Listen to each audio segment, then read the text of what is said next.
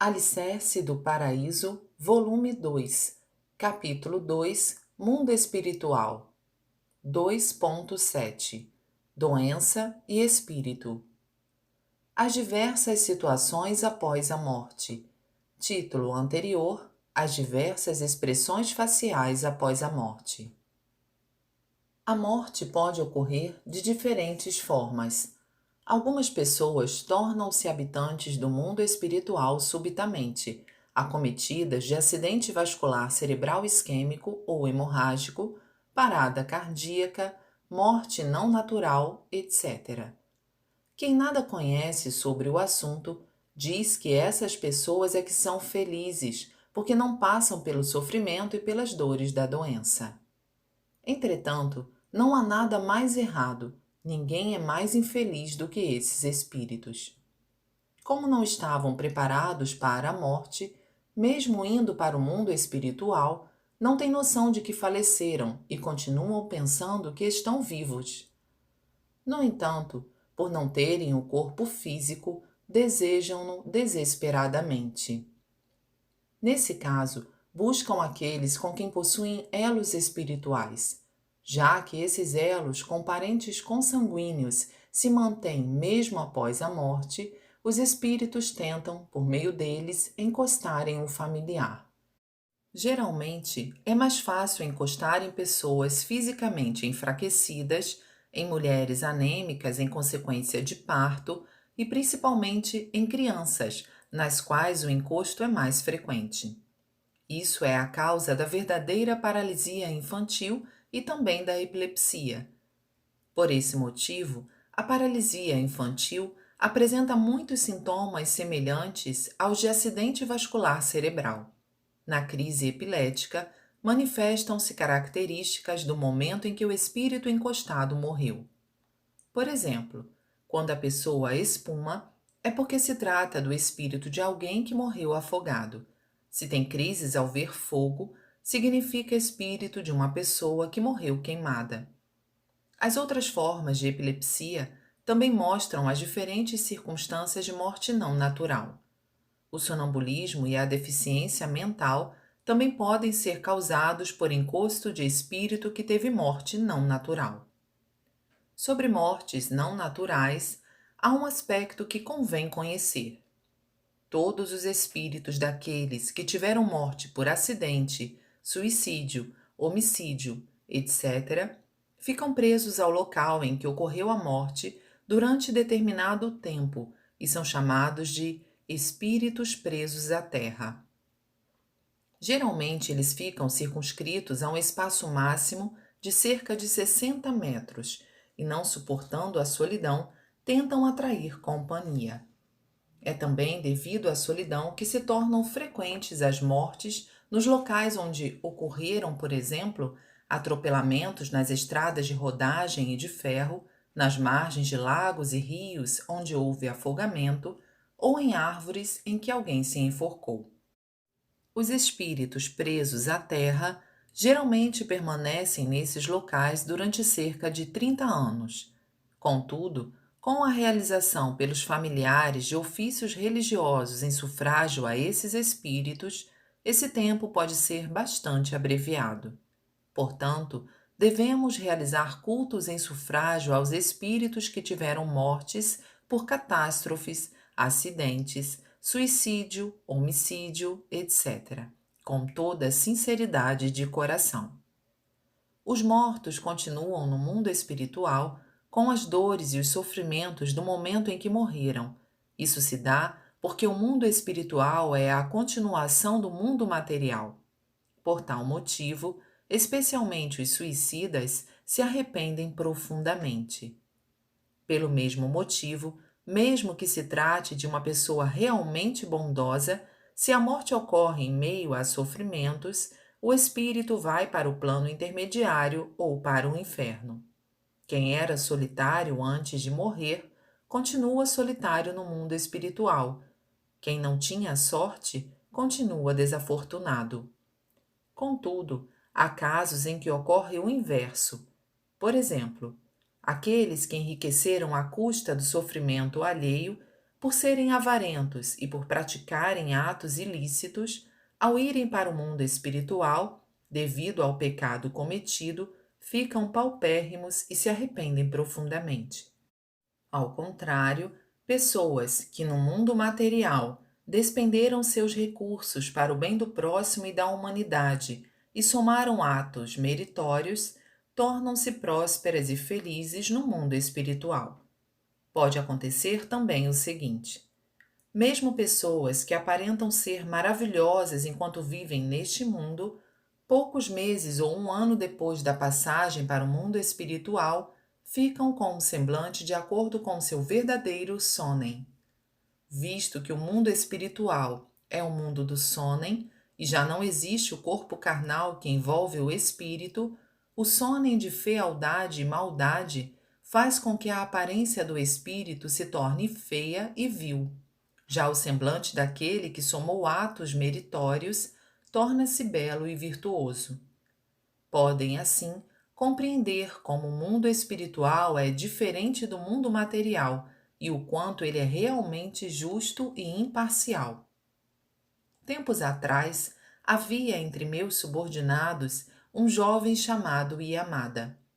Certo dia, ele me disse: peço licença para ir a Osaka tratar de um assunto urgente. Sua expressão e seu comportamento não eram normais. Perguntei-lhe que assunto ele tinha a tratar naquela cidade, mas suas respostas foram evasivas e confusas. Decidi, então, examiná-lo espiritualmente. Nessa ocasião, eu estava pesquisando os fenômenos espirituais com grande interesse. Fiz com que o rapaz se sentasse e cerrasse as pálpebras. Quando iniciei o exame espiritual, ele passou a mostrar uma feição de grande aflição e a se contorcer de dor. Manifestou-se, então, um espírito que se identificou como sendo o de um amigo seu. Quando eu era empregado de uma firma em Osaka, disse ele, fui despedido por um dos diretores que acreditou nas calúnias de certa pessoa. Fiquei num tal estado de desgosto e frustração que acabei por me suicidar tomando veneno. Pensava que suicidando-me voltaria ao nada. Ao invés disso, os sofrimentos dos instantes da morte persistiram, o que me levou a perceber que tinha tomado a decisão errada. Além disso, resolvi vingar-me do diretor da firma, achando que ele fora o causador de tudo, e por isso encostei em Yamada com a intenção de levá-lo a Osaka e por suas mãos matar aquele homem. Essas palavras eram entrecortadas em meio a dores intensas. O espírito implorou-me ainda que lhe aliviasse o padecimento. Então, eu fiz ver seus erros e, após aplicar-lhe o método de eliminação do sofrimento, ele disse que estava se sentindo aliviado. Muito feliz, agradeceu-me do fundo do coração e, prometendo desistir do crime, retirou-se. Durante o tempo em que o espírito esteve incorporado em Yamada, este ficou totalmente inconsciente, por isso não se lembrava de nada do que tinha dito. Quando retornou a si, contei-lhe o que se passara. Ele ficou surpreso e, ao mesmo tempo, muito contente por ter sido salvo de um iminente perigo. Pelo exposto, devem compreender que, embora esteja enfrentando o maior dos sofrimentos, o ser humano jamais deve cometer suicídio. As pessoas, em geral, estão equivocadas, principalmente em relação ao suicídio por amor, porque pensam que morrendo dessa forma vão para o céu, onde deslizarão por um lago tranquilo, sentadas numa folha de lótus e viverão na maior felicidade. Contudo, isso é um grande engano. Vou explicar com mais detalhes. Quando um homem e uma mulher se suicidam abraçados, os espíritos de ambos, ao entrarem no mundo espiritual, ficam grudados um ao outro sem poder separar-se, sujeitos a grandes incômodos. Pelo fato de expor essa situação vergonhosa aos demais espíritos, não é pequeno o arrependimento. Nos demais casos de suicídio duplo por amor, o casal, geralmente fica colado, por exemplo, costa com costa ou barriga com costa, de acordo com o sonem e a atitude do momento da morte. Assim, eles perdem toda a liberdade, o que torna tudo mais difícil.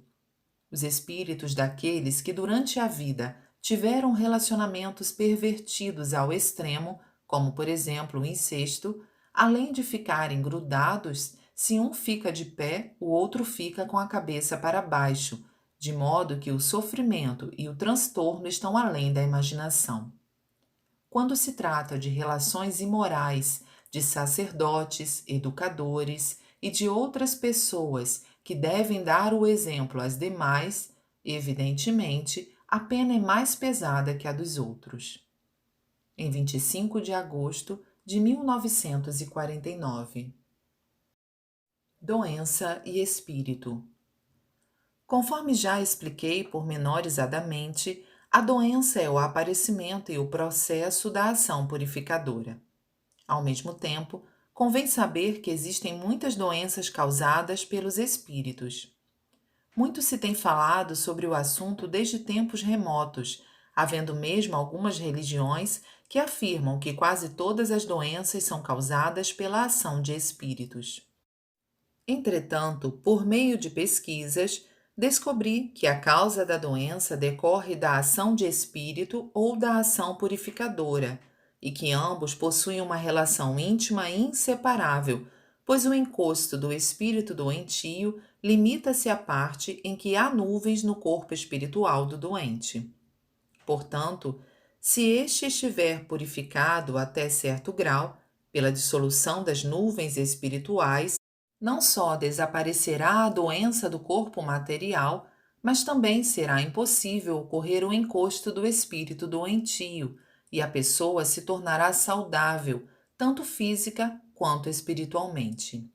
Em 5 de fevereiro de 1947.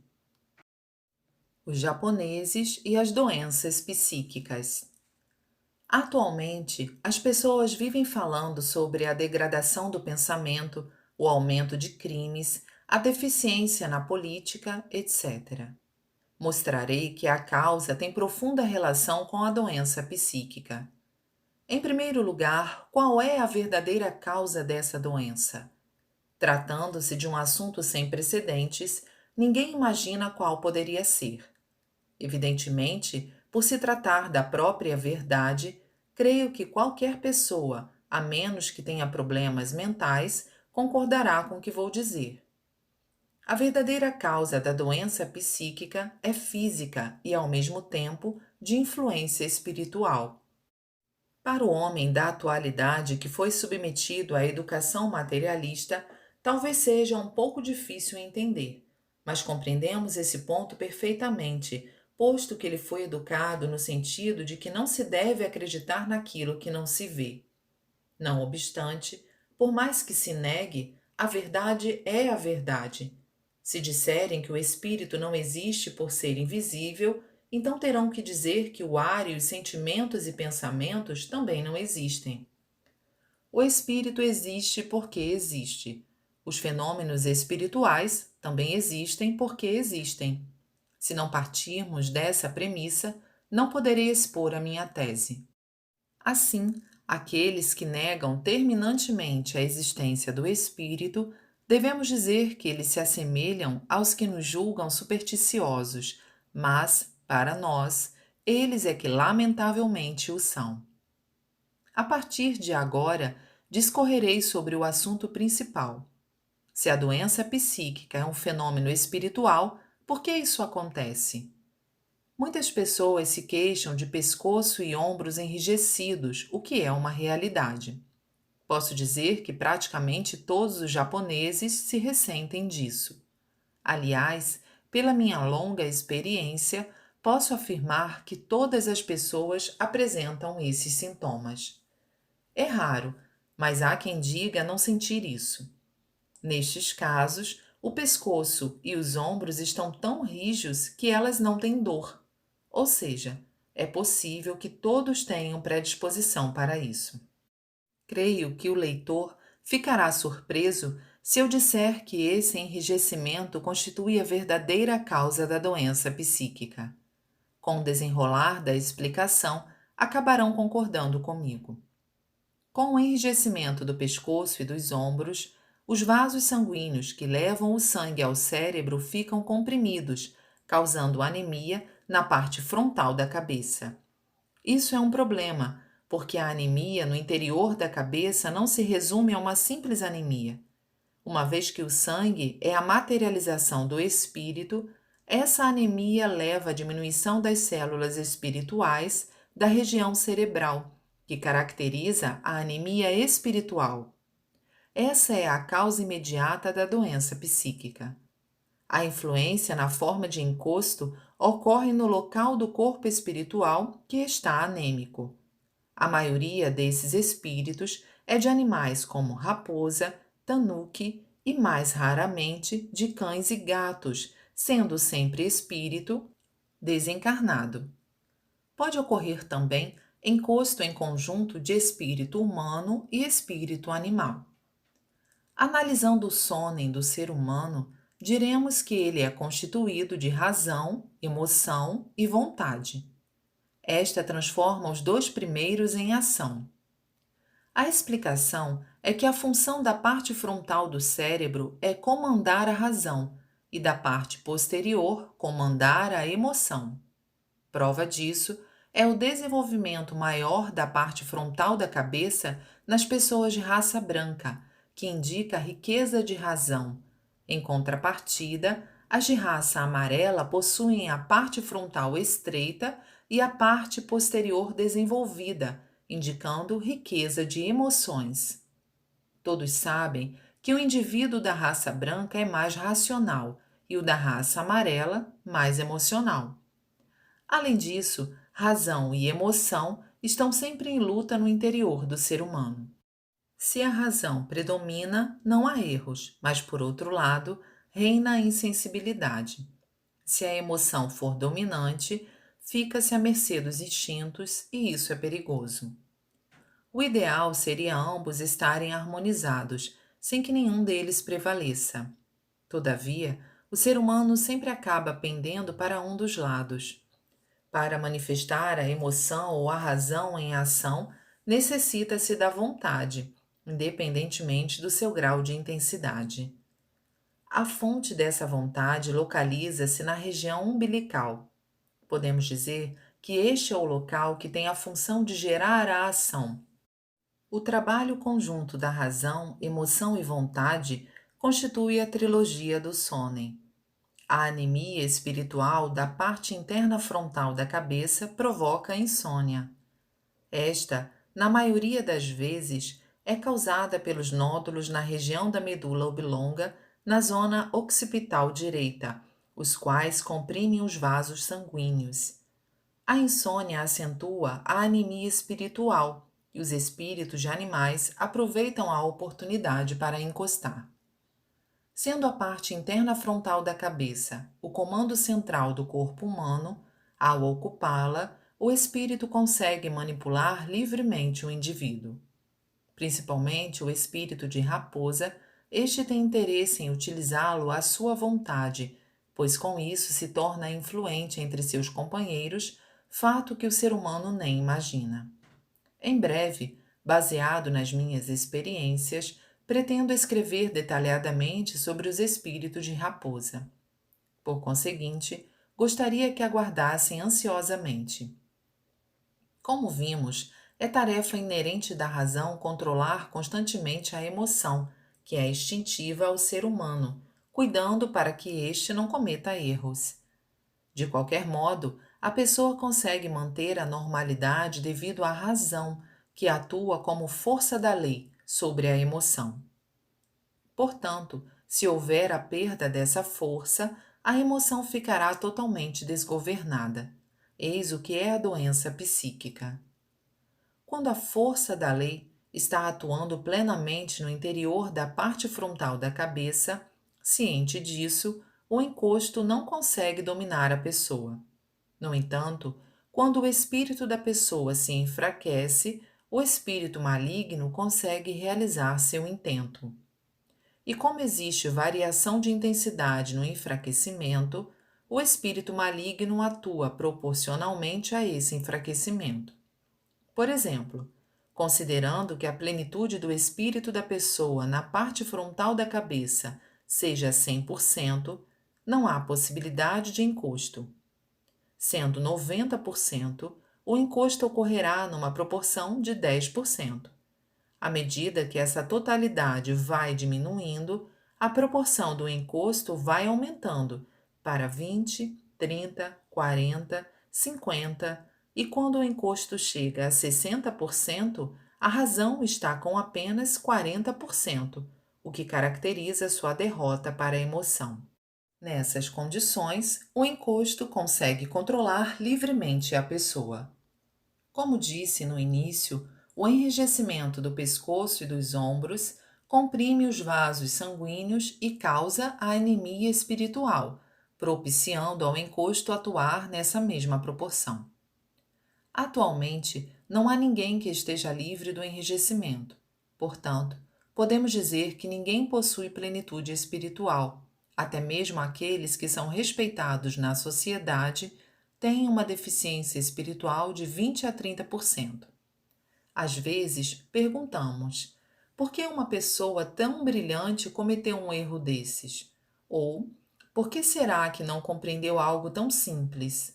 Ou ainda, por que será que ela fracassou? Etc. O motivo está na deficiência espiritual que atingiu de 20 a 30%. Entretanto, essa deficiência não é fixa e está constantemente oscilando. Ao realizar ações louváveis, a deficiência não passa de 20%. Quando, por algum motivo, ela incorre no mau pensamento e comete um crime, a deficiência ultrapassou os 40%. Frequentemente, vemos casos de pessoas que se arrependem após cometerem um crime. Nesse momento, geralmente, o nível de deficiência já retornou a cerca de 20 ou 30%.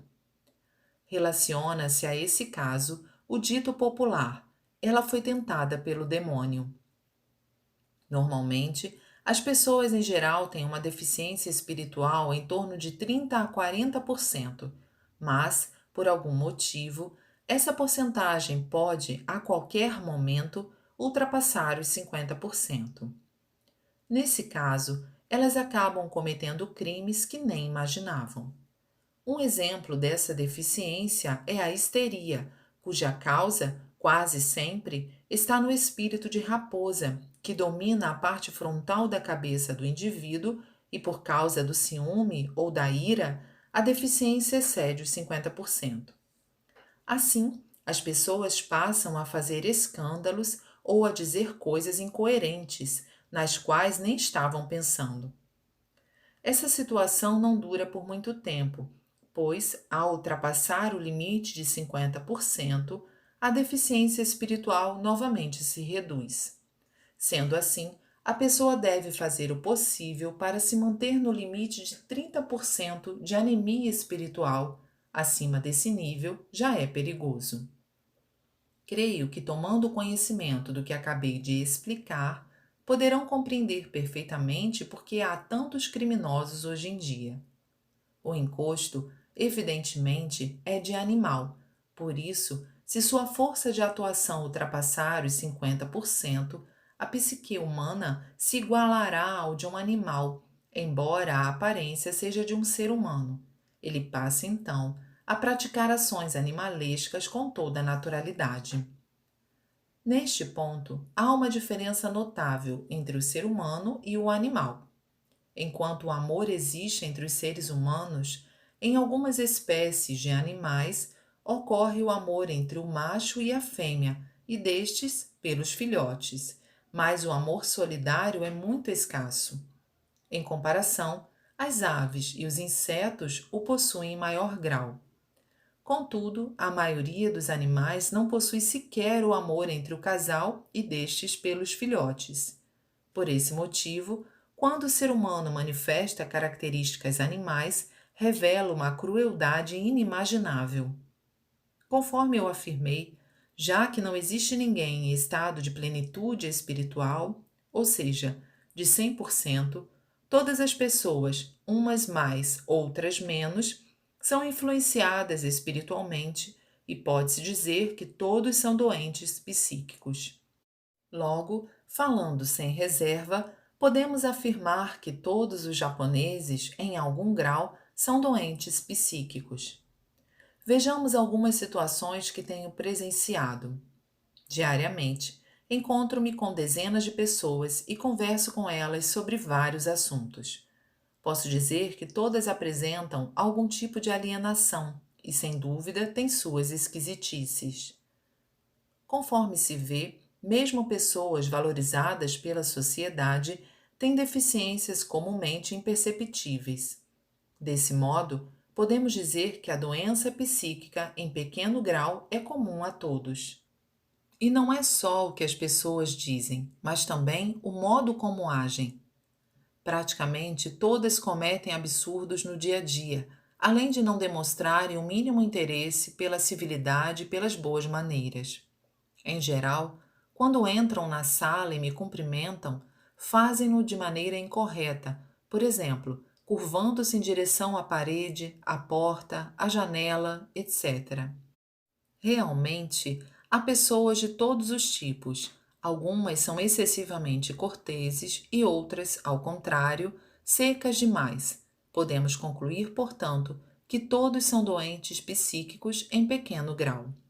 Para finalizar, vou falar sobre o método fundamental de solução, que é a eliminação do enrijecimento do pescoço e ombros que obstrui o envio de sangue para o cérebro. Posso afirmar que, para eliminar esse enrijecimento, evidentemente, não há neste vasto mundo outro meio além do nosso jorei. Por conseguinte, os membros da nossa religião normalmente possuem deficiência espiritual entre 20 ou 30%, e é certo que não existe aquele que ultrapasse os 30%. Para comprovar essa realidade, basta observar o caráter dos nossos membros. Nesse sentido, acredito que, na atualidade, a Igreja Messiânica tem dado grande contribuição para a prevenção do mal social. E ao indagarem qual é a constituição do enrijecimento do pescoço e ombros, posso afirmar que, sem dúvida, são as toxinas medicamentosas. Em 20 de abril de 1950.